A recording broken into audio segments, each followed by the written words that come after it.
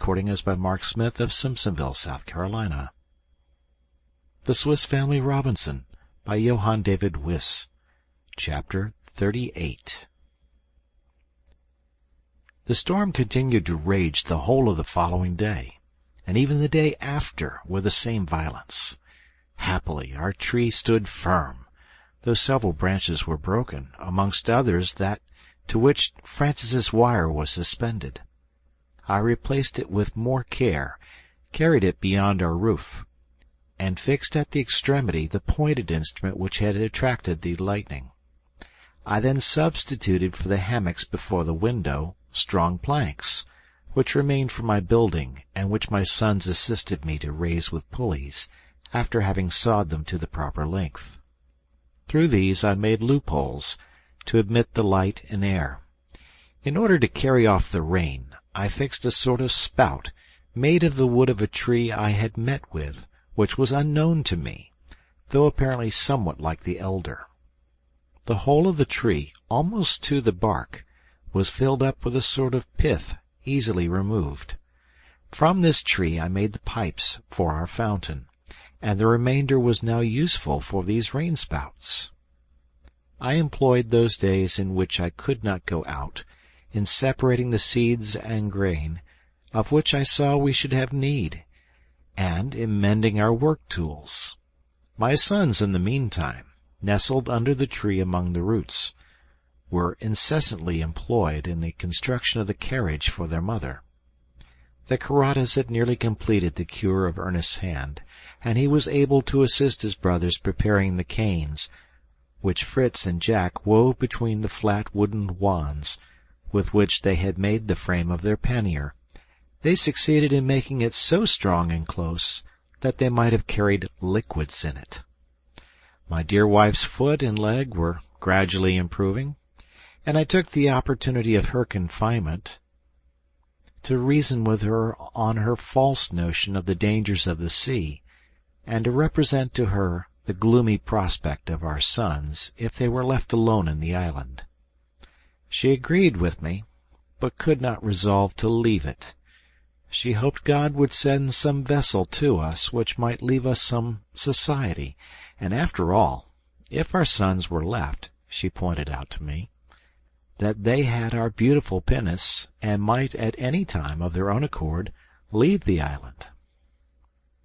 "And why should we anticipate the evils of futurity, my dear friend?"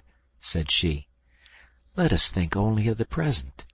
I am anxious now to know if the storm has spared my fine kitchen garden." "You must wait a little," said I. "I am as uneasy as you, for my maize plantations, my sugar canes, and my cornfields."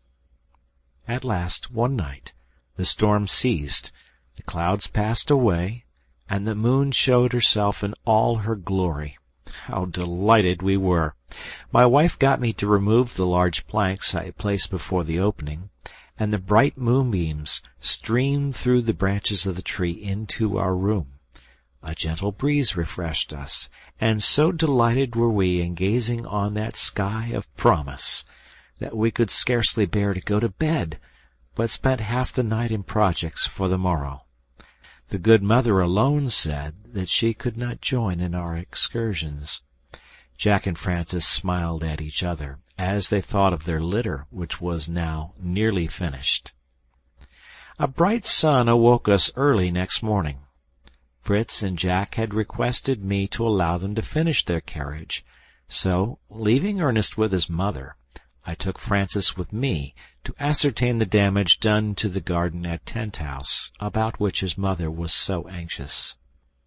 We easily crossed the bridge, but the water had carried away some of the planks. However, my little boy leaped from one plank to another with great agility, although the distance was sometimes considerable. He was so proud of being my sole companion that he scarcely touched the ground as he ran on before me. But he had a sad shock when he got to the garden, of which we could not find the slightest trace. All was destroyed. The walks, the fine vegetable beds, the plantations of pines and melons, all had vanished. Francis stood like a marble statue, as pale and still, till, bursting into tears, he recovered himself. "Oh, my good mamma," said he, "what will she say when she hears of this misfortune? But she need not know it, papa," added he, after a pause. "It would distress her too much, and if you and my brothers will help me, we will repair the damage before she can walk. The plants may not be so large, but the earth is moist, and they will grow quickly, and I will work hard to get it into order." I embraced my dear boy, and promised him this should be our first work.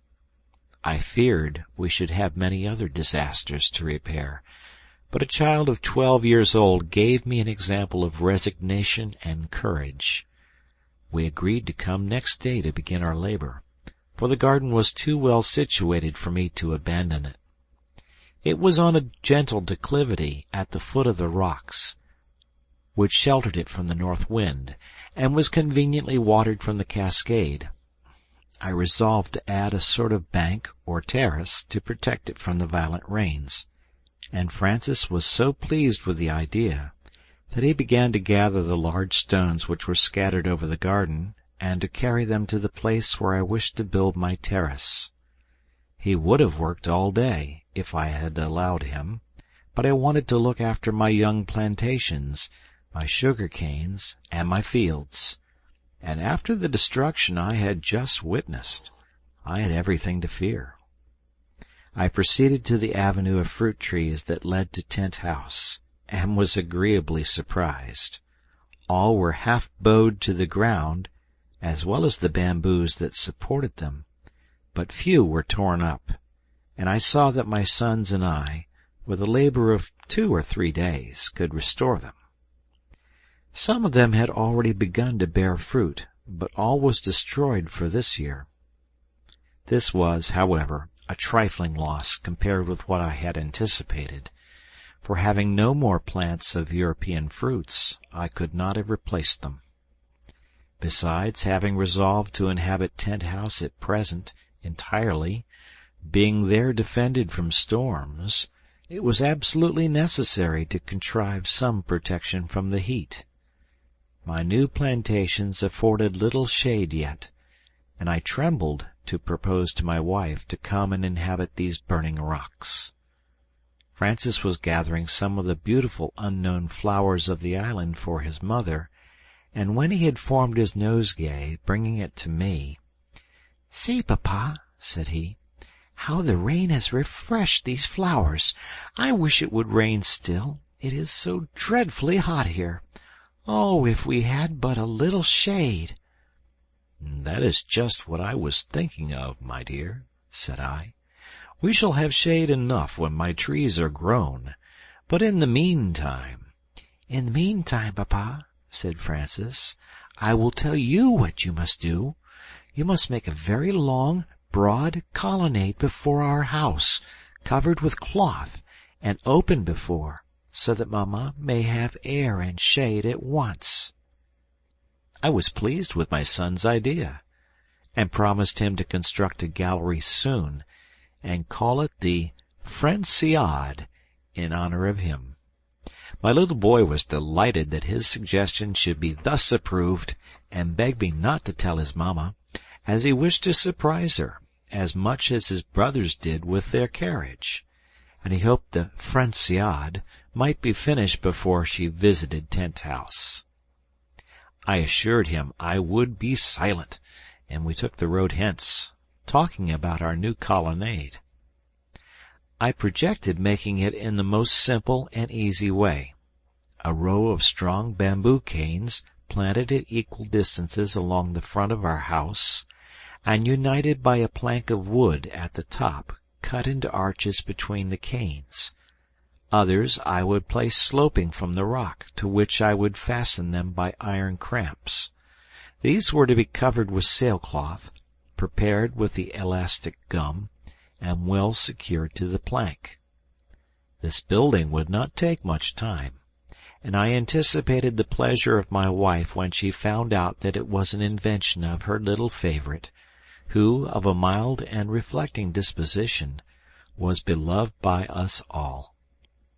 As we walked along, we saw something approaching that Francis soon discovered to be his brothers, with their new carriage, and concluding that his mamma occupied it, he hastened to meet them, lest they should proceed to the garden.